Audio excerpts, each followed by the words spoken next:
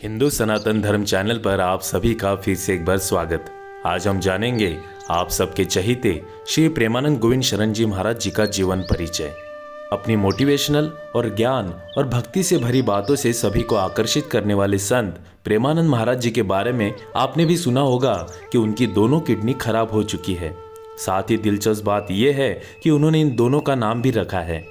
दरअसल उनकी दोनों किडनी 17 सालों से खराब है। डॉक्टर्स ने भी उन्हें कह दिया था कि वो बस चंद दिनों के मेहमान हैं, लेकिन उनकी भक्ति और कान्हा जी की शक्ति का नतीजा है कि भगवान का हाथ हर पल उन पर रहता है।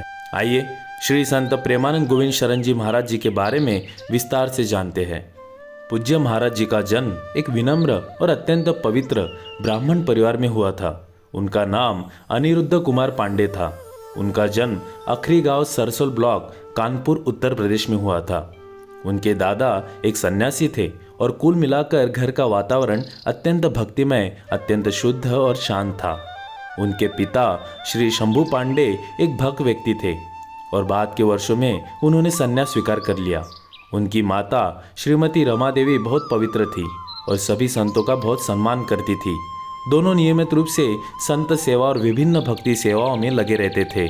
उनके बड़े भाई ने श्रीमद् भागवतम के श्लोक सुनाकर परिवार की आध्यात्मिक आभा को बढ़ाया, जिसे पूरा परिवार सुनता और संजोता था। पवित्र घरेलू वातावरण ने उनके भीतर छुपी अव्यक्त आध्यात्मिक चिंगारी को तीव्र कर दिया। इस भक्तिपूर्ण पारिवारिक पृष्ठभूमि को देखते हुए महाराज जी ने बहुत कम उम्र में ही विभिन्न प्रार्थनाएं चालीसा पढ़ना शुरू कर दिया था। जब वो 5वीं कक्षा में थे तब उन्होंने गीता प्रेस प्रकाशन श्री सुख सागर पढ़ना शुरू कर दिया। इस छोटी सी उम्र में उन्होंने जीवन के उद्देश्य पर सवाल उठाना शुरू कर दिया। वो इस विचार से द्रवित हो उठा कि क्या माता पिता का प्रेम चिरस्थायी है, और यदि नहीं है तो जो सुख अस्थायी है उसमें क्यों उलझा जाए।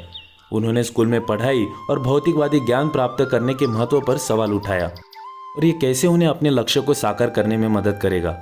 उत्तर पाने के लिए उन्होंने श्री राम जय जय राम और श्री कृष्ण गोविंद हरे मुरारी का जाप करना शुरू कर दिया। जब वो 9वीं कक्षा में थे तब तक उन्होंने ईश्वर की ओर जाने वाला मार्ग की खोज में आध्यात्मिक जीवन जीने का दृढ़ निश्चय कर लिया था। इस महान उद्देश्य के लिए वो अपने परिवार को छोड़ने के लिए तैयार थे। उन्होंने अपनी माँ को अपने विचारों और निर्णय के बारे में बताया।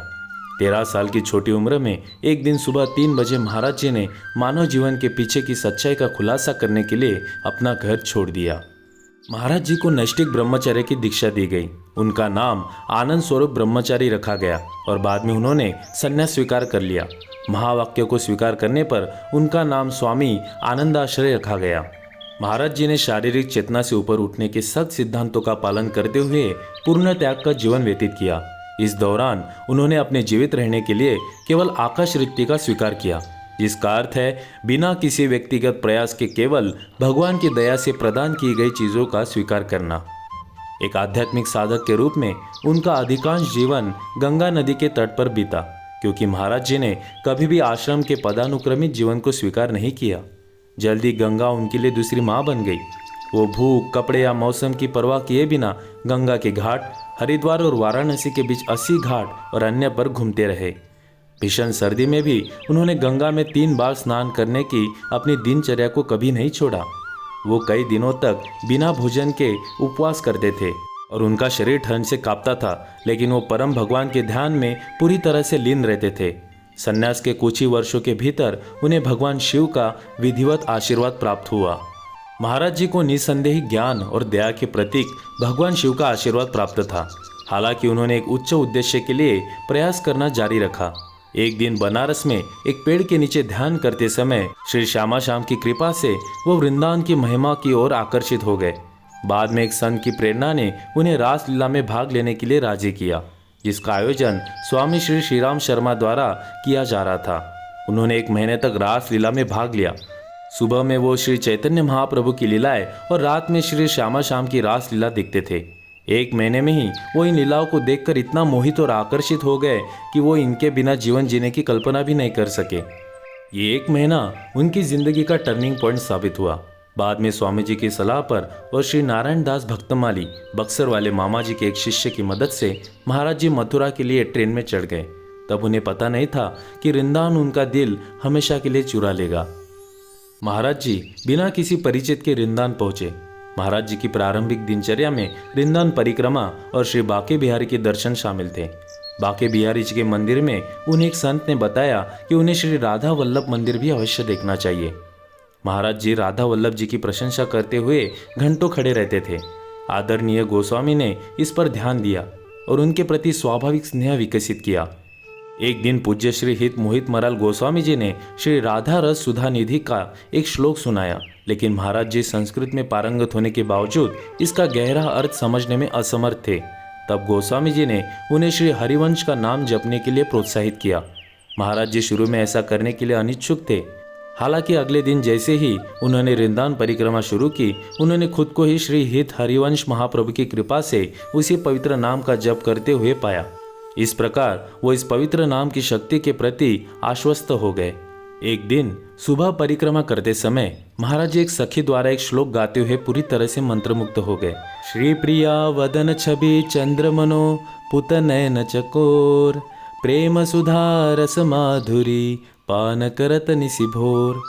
महाराज जी ने सन्यास के नियमों को किनारे रखते हुए सखी से बात की और उनसे उस पद को समझाने का अनुरोध किया जो वो गा रही थी। वो मुस्कुराई और उनसे कहा कि यदि वो इस श्लोक को समझना चाहते हैं तो उन्हें राधा वल्लभी बनना होगा। महाराज जी ने तुरंत और उत्साहपूर्वक दीक्षा के लिए पूज्य श्री हित मोहित मराल गोस्वामी जी से संपर्क किया और इस प्रकार गोस्वामी परिकर ने पहली भविष्यवाणी की थी उसे साबित कर दिया। महाराज जी को राधा वल्लभ संप्रदाय में शरणागत मंत्र से दीक्षा दी गई।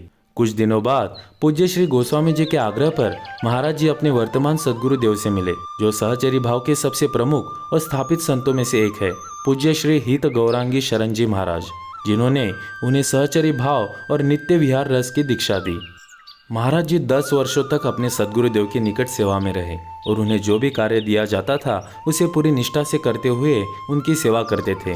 जल्दी अपने सद्गुरुदेव की कृपा और श्री वृंदावन धाम की कृपा से वो श्री राधा के चरण कमलों में अटूट भक्ति विकसित करते हुए सहचरी भाव में पूरी तरह से लीन हो गए। अपने सद्गुरुदेव के पद चिन्हों पर चलते हुए महाराज जी वृंदावन में मधुकरी नामक स्थान पर रहते थे।